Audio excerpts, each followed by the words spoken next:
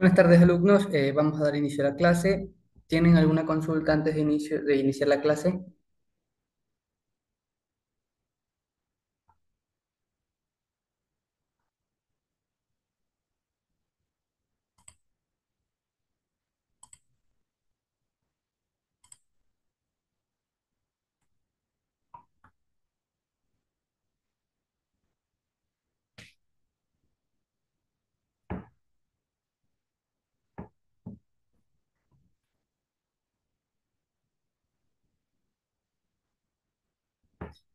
¿Me confirman, alumnos, si pueden visualizar la pantalla? Sí, Ok, sí ¿no se puede. tienen alguna consulta, pregunta antes del inicio de la clase? No, Ok. Como pueden ver, el tema de la clase de hoy son los seres vivos. El texto nos indica que si algo caracteriza a la vida es la gran diversidad de formas que se presentan. Los distintos tipos de organización celular y la especiación en tejidos, órganos y aparatos o sistemas dan como resultado la existencia de individuos con características diversas entre sí. De esta enorme diversidad surgen dos necesidades. En primer lugar, utilizar un sistema de nomenclatura de uso internacional que permita identificar con claridad a los seres vivos. En segundo lugar, clasificar a estos seres vivos para facilitar su estudio, es decir, agruparlos según sus características similares. Podemos utilizar sin el nombre genérico. De hecho, existen especies que tienen el mismo epíteto específico y no tienen ningún parentesco, como el Drosophila melanogaster, que es la mosca de vinagre, y otro que es el Tanopis melangogaster, que es una culebra semiacuática. Al epíteto específico lo solemos utilizar para indicar algunas características de la especie. En este caso, de la mosca del vinagre, pues sería el vientre negro. En el caso del romero, tenemos como Rosmarius officinalis y el toronjil, que sería el Melasia officinalis. El epíteto específico sería officinalis. Indica que lo usamos en medicina y lo encontramos en herbolarios. Como pueden ver, aquí hay algunos ejemplos pues, del epíteto específico del nombre de algunos animales. Pues.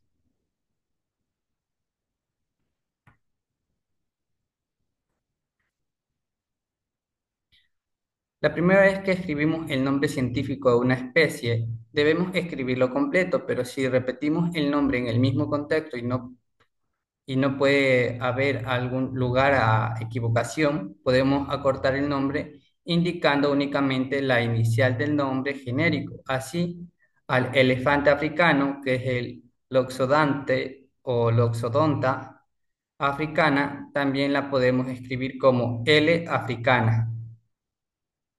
En algunas ocasiones, una misma especie puede estar formada por poblaciones muy similares genéticamente, pero con algunas diferencias. En este caso hablamos de subespecies. Por ejemplo, la planta bella consta de dos subespecies, que es la bella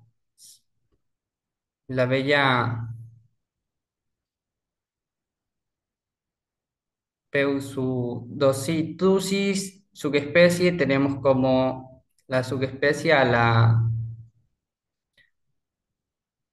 Paui. El sistema bionominal de nomenclatura científica permite, además de identificar a cada especie con un mismo nombre en todo el mundo, ayudar a la clasificación de distintos grupos o categorías conocidos como taxones. De esta forma, un grupo de individuos de géneros similares pueden agruparse dentro de las mismas familias o individuos de familias similares dentro del mismo orden. Siguiendo este patrón, existen también otros taxones como clase, filo, reino y dominio. Por ejemplo, En el taxón de dominio tenemos al Eucarya y el ejemplo sería el mismo Eucarya. En el reino tenemos reino Animalia y el ejemplo tenemos la Plantae. En filo tenemos lo que es el Cordata. ¿Puedes leer el ejemplo de filo, Justin? Eh, taxón filo, ejemplo cordata, ejemplo magnolia picas. Correcto. En clase, Paulet, el ejemplo de taxón.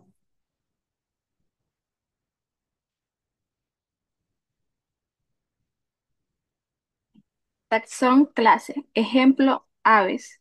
Ejemplo, Magnoliosidae. Ok. Pueden seguir analizando, pues aquí tenemos como taxones el orden, la familia, el género, la especie y la subespecie, y con sus respectivos ejemplos de cada uno. ¿Tienen alguna consulta con respecto al tema de la clase de los seres vivos? No, No, ninguno. Ok.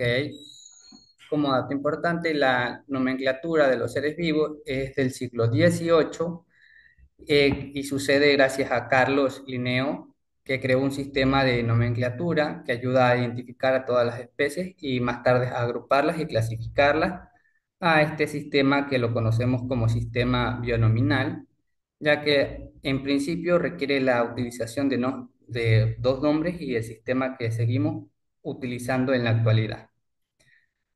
O sea que, tal como lo propuso Linneo, el nombre que recibe cada especie lo conocemos como nombre científico y consta, por tanto, de dos partes, que es el nombre genérico y el nombre epíteto específico. Ok, vamos a explicar la tarea, como me indican que no tienen alguna duda.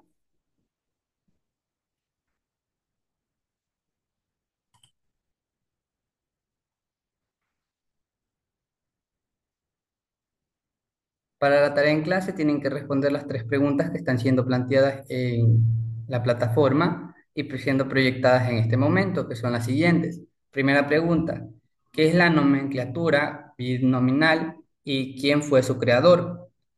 Segunda pregunta, ¿qué indican el nombre genérico y el epíteto específico en un nombre científico? Y por último, ¿por qué es importante escribir en cursiva o subrayar los nombres científicos? ¿Alguna consulta con respecto a la actividad, Paulette, Justin? No, ninguna. no, Ok, pasemos a la siguiente.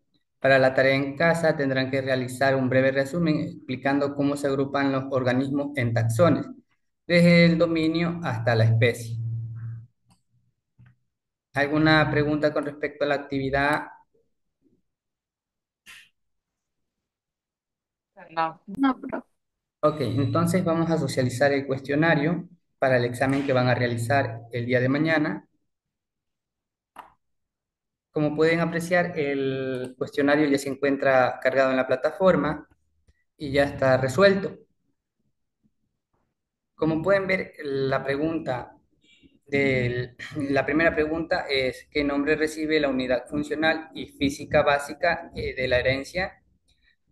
¿Cuál es la respuesta, Paulette, a la pregunta?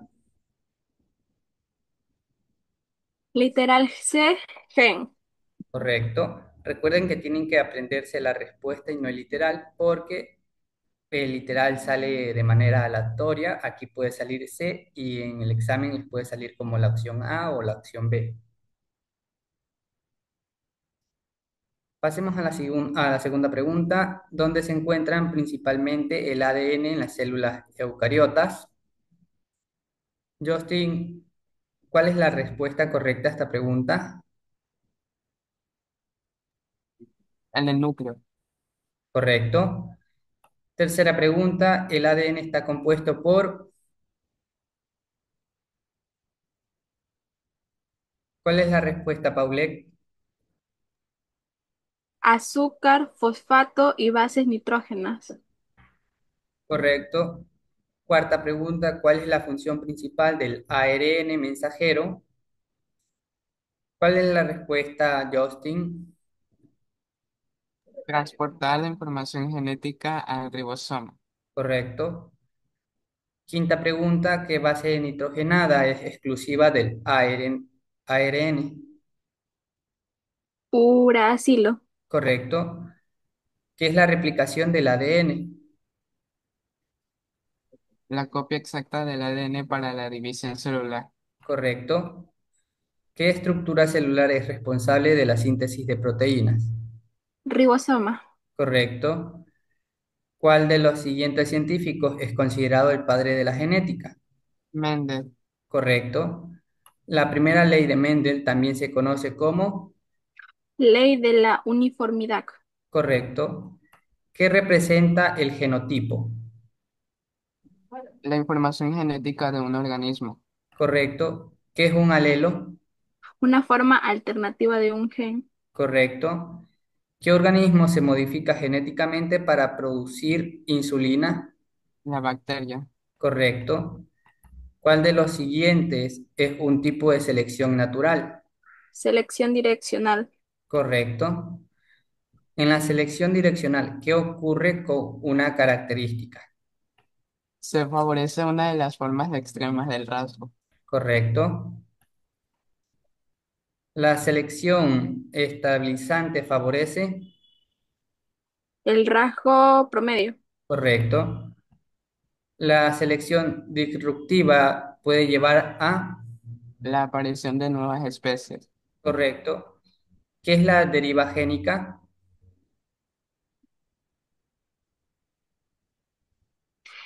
El... ¿Cuál fue la pregunta, disculpe, ¿Qué profe? es la deriva génica? Ya, el cambio aleatorio en la frecuencia de aleos. Correcto. Un ejemplo de deriva génica es. Efecto fundador. Correcto. El efecto fundador se refiere a. La creación de una nueva población a partir de pocos individuos. Correcto. ¿Qué ocurre en el cuello de botella génico? Reducción drástica de la población y diversidad genética. Correcto. ¿Qué tipo de prueba evolutiva analiza las estructuras óseas similares entre especies?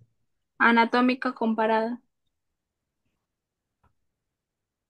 Correcto. Las estructuras homólogas indican.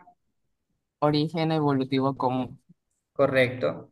La embriología comparada demuestra. Que hay similitudes embrionarias entre especies relacionadas. Correcto. ¿Qué científicos usaron la embriología para apoyar la teoría evolutiva? Darwin y Haeckel. Correcto. ¿Cuál es la idea principal de la embriología comparada en evolución? Que los embriones similares indican ancestros comunes. Correcto. ¿Qué revela el registro fósil? Cambios graduales de las especies a lo largo del tiempo. Correcto. El mayor parecido en ADN entre especies indica. Mayor cercanía evolutiva. Correcto. ¿Qué género se considera ancestro directo del Homo sapiens? Homo erectus. Correcto. ¿Qué especie humana convivió con Homo sapiens y se extinguió hace unos 40.000 años? Homo neanderthalensis. Correcto. ¿Dónde se originó el Homo sapiens según la mayoría de estudios? África. Correcto. Eso sería todo lo que es el cuestionario que tienen que aprender para el examen que van a realizar. Como les he indicado, tienen que memorizar la respuesta y no el literal. ¿Tienen alguna consulta con respecto a algo, alumnos? No, Ok, ha sido un gusto, alumnos. Si tienen alguna duda o pregunta, pueden consultarme mediante la plataforma. Pueden ya realizar la actividad en clase. Ha sido, como les indico, un gusto. Pueden ya retirarse. Adiós, Liz. Tengan una linda tarde, Justin.